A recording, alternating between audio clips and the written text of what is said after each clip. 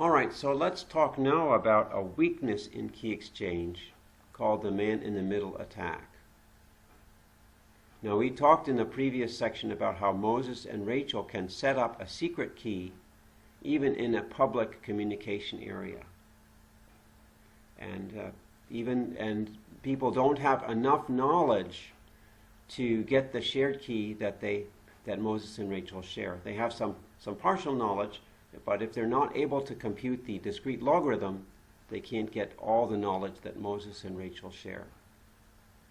Now, the problem comes if the communication with Moses and Rachel is actually spoofed.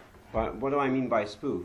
If someone can come in and pretend to be Moses to Rachel and pretend to be Rachel to Moses, then that person can disrupt the key exchange and create separate keys with Moses and Rachel. And when Moses is sending to Rachel, he's actually sending to this spoofer, whom we'll call Fred. And when Rachel sends to Moses, she thinks that she's communicating with Moses when in fact she's communicating with Fred. So this man in the middle has represented himself falsely to Moses and to Rachel, and all their communication is filtered through him. He can read their mail and then send different messages to the different people. So this depends on Fred convincing Moses that he's Rachel, and Fred convincing Rachel that he's Moses.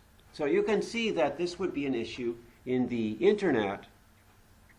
Say if you're in an airport and you're trying to communicate with your friend in another country, and if someone can interpose themselves between you two and assume a false identity, then that person could disrupt the communication and do this man-in-the-middle attack.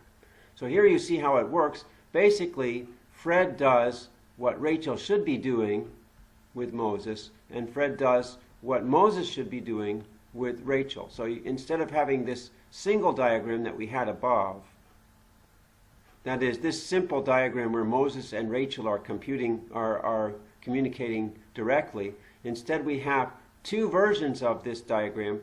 Fred sets up one with Moses and one with Rachel, which is what you see down here. So here you can see that this KM is the shared key that Moses shares with Fred, and this KR is the shared key that Rachel shares with Fred. Now KM in this case is not equal to KR because Rachel and Moses are not communicating directly. All right, so how can you prevent this man-in-the-middle attack? Well, it turns out that what you need is authentication. Fred can only do this if he can convince Rachel that he's in fact Moses.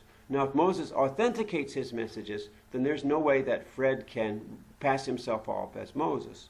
And the same way, if Rachel authenticates herself as Rachel, there's no way that Fred can pass himself off to Moses as Rachel. So here we talk about how to do authentication. You use what's called a digital signature, and as I talked about early in the previous video, all Moses has to do is encrypt his messages with a private key that can be decrypted with a public key. If he does that, then any message that he sends must uniquely come from him. Fred can't pretend to be Moses, and Rachel will have to do the same thing. So when Moses shares his key with Rachel, he can encrypt his public key together with some known text. If he does that, and Rachel decrypts that message, if she gets the known text, she knows this is from Moses. There's no way it could be from Fred. So no spoofing can take place and no man-in-the-middle attack can occur. All right? So that's how man-in-the-middle works.